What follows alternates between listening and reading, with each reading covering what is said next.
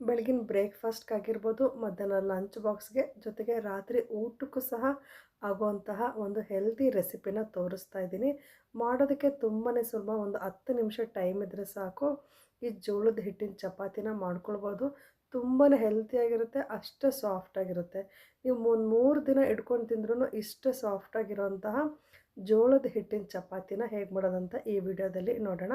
ನೀವೇನು ನನ್ನ ಚಾನಲ್ನ ಸಬ್ಸ್ಕ್ರೈಬ್ ಮಾಡ್ಕೊಂಡಿಲ್ಲ ಅಂದರೆ ಪ್ಲೀಸ್ ಸಬ್ಸ್ಕ್ರೈಬ್ ಮಾಡ್ಕೊಂಡು ನೋಡಿ.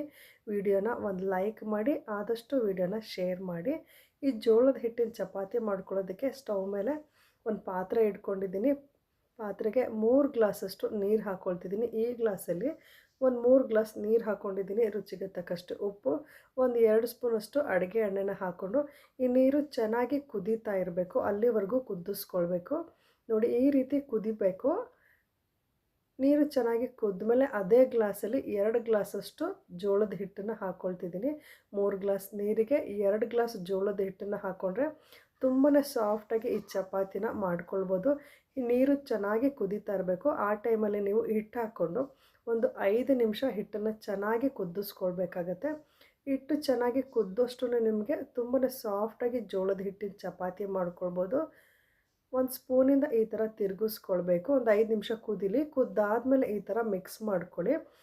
ಈ ಥರ ಮಿಕ್ಸ್ ಮಾಡ್ಕೊಳ್ಬೇಕಾದ್ರೆ ಸ್ಟವ್ ಊರಿನ ಆದಷ್ಟು ಸಿಮ್ಮಲ್ಲಿ ಇಟ್ಕೊಳ್ಳಿ. ಒಂದು 2 ನಿಮಿಷ ಮಿಕ್ಸ್ ಮಾಡ್ಕೊಂಡಾದಮೇಲೆ ಒಂದು 2 ನಿಮಿಷ ಚೆನ್ನಾಗಿ ಸಣ್ಣ ಊರಿನಲ್ಲಿ ಈ ಹಿಟ್ಟನ್ನು ಬೇಯಿಸ್ಕೊಂಡು ಸ್ಟವ್ ಆಫ್ ಮಾಡ್ಕೊಳ್ಬೇಕು.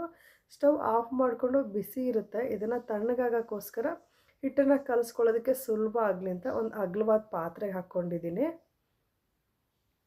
ನೀವು ಈ ಅಳತೆನಲ್ಲಿ ತೊಗೊಂಡ್ರೆ ಒಂದು 15 ಚಪಾತಿನ ಮಾಡ್ಕೊಳ್ಬೋದು. ಒಂದು ಪಾತ್ರೆಯಲ್ಲಿ ತಣ್ಣೀರು ಇಟ್ಕೊಂಡು ಕೈಗೆ ತಣ್ಣೀರನ್ನು ಎತ್ಕೊಂಡು ಈ ರೀತಿ ಹಿಟ್ಟನ್ನು ಚೆನ್ನಾಗಿ ನಾದ್ಕೊಳ್ಬೇಕು. ನೀವು ಎಷ್ಟು ಚೆನ್ನಾಗಿ ಹಿಟ್ಟನ್ನು ನಾದ್ಕೊಳ್ತೀರೋ ನಿಮಗೆ ಲಟ್ಸೋದಕ್ಕೆ ಅಷ್ಟೇ ಸುಲಭ ಆಗುತ್ತೆ. ಹಾಗೆ ಈ ಚಪಾತಿ ತುಂಬ ಸಾಫ್ಟಾಗಿ ಮಾಡ್ಕೊಳ್ಬೋದು. ನೋಡಿ, ಈ ರೀತಿ ಕೈನ ನೀರಿನಲ್ಲಿ ಎತ್ಕೊಂಡು ಹಿಟ್ಟನ್ನು ಚೆನ್ನಾಗಿ ನಾದಿಟ್ಕೊಳ್ಳಿ. ನೀವು ಒಂದೇ ಕೈಯಲ್ಲಿ ಹಿಟ್ಟನ್ನು ಕಲಿಸ್ಕೊಳ್ಳೋದಕ್ಕೆ ಕಷ್ಟ ಆಗೋದಾದರೆ ಡಿವೈಡ್ ಮಾಡ್ಕೊಳ್ಳಿ. ಇಲ್ಲಾಂದರೆ 2 ಕೈಯಿಂದ ಹಿಟ್ಟನ್ನು ಚೆನ್ನಾಗಿ ನಾದಿ ಇಟ್ಕೊಳ್ಬೋದು. ಎಲ್ಲ ಹಿಟ್ಟನ್ನು ಚೆನ್ನಾಗಿ ನಾದಿ ನೋಡಿ, ಈ ರೀತಿ ಗಟ್ಟಿಯಾಗಿ ನಾದಿ ಇಟ್ಕೊಂಡಿದ್ದೀನಿ. ಆದಷ್ಟು ಗಟ್ಟಿಯಾಗಿ ನಾದಿ ಇಟ್ಕೊಳ್ಳಿ. ಲಟ್ಟಿಸ್ಕೊಳ್ಳೋದಕ್ಕೆ ಸುಲಭವಾಗುತ್ತೆ. ನಾವು ಕರೆಕ್ಟ್ ಅಳತೆನಲ್ಲಿ ಹಿಟ್ಟನ್ನು ಕಲಿಸ್ಕೊಂಡಿರೋದ್ರಿಂದ ತುಂಬಾ ಸಾಫ್ಟಾಗೇ ಚಪಾತಿ ಮಾಡ್ಕೊಳ್ಬೋದು. ಸ್ವಲ್ಪ ಹಿಟ್ಟನ್ನು ತೊಗೊಂಡು ಸ್ವಲ್ಪ ಜೋಳದ ಹಿಟ್ಟನ್ನು ತೊಗೊಂಡಿದ್ದೀನಿ. ಮೇಲೆ ಉದುರಿಸ್ಕೊಂಡು ಈ ರೀತಿ ಲಟ್ಟಣಿಗೆಯಿಂದ ಲಟ್ಟಿಸ್ಕೊಳ್ತಿದ್ದೀನಿ. ನಾವು ಚೆನ್ನಾಗಿ ಕಲಿಸ್ಕೊಂಡಿರೋದ್ರಿಂದ ಬೇಗ ಲಟ್ಟಿಸ್ಕೊಳ್ಬೋದು. ನಿಮಗೆ ದೊಡ್ಡದಾಗಿ ಬೇಕಂದರೆ ದೊಡ್ಡದಾಗಿ ಲಟ್ಟಿಸ್ಕೊಳ್ಬೋದು. ನಾನು ಇಲ್ಲಿ ಲಂಚ್ ಬಾಕ್ಸ್ಗೋಸ್ಕರ ಚಿಕ್ಕದಾಗಿರೋಂತಹ ಚಪಾತಿನ ಮಾಡ್ಕೊಳ್ತಿದ್ದೀನಿ.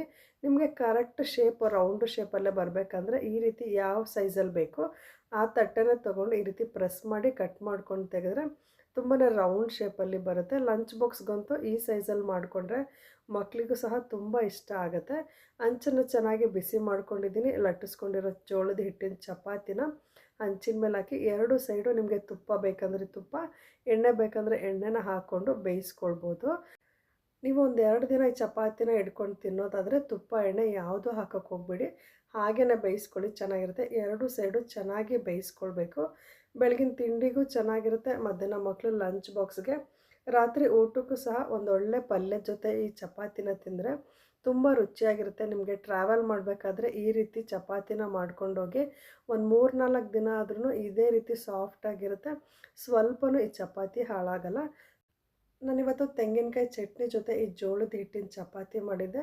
ನಾನು ಸ್ವಲ್ಪ ಪುಟ್ಟದಾಗೆ ಮಾಡ್ಕೊಂಡಿದ್ದೀನಿ. ತೆಳುವಾಗಿ ಲಟ್ಟಿಸ್ಕೊಂಡಿದ್ದೀನಿ. ನಿಮಗೆ ಯಾವ ಸೈಜಿಗೆ ಬೇಕೋ ಆ ಸೈಜ್ಗೆ ಮಾಡ್ಕೊಳ್ಬೋದು.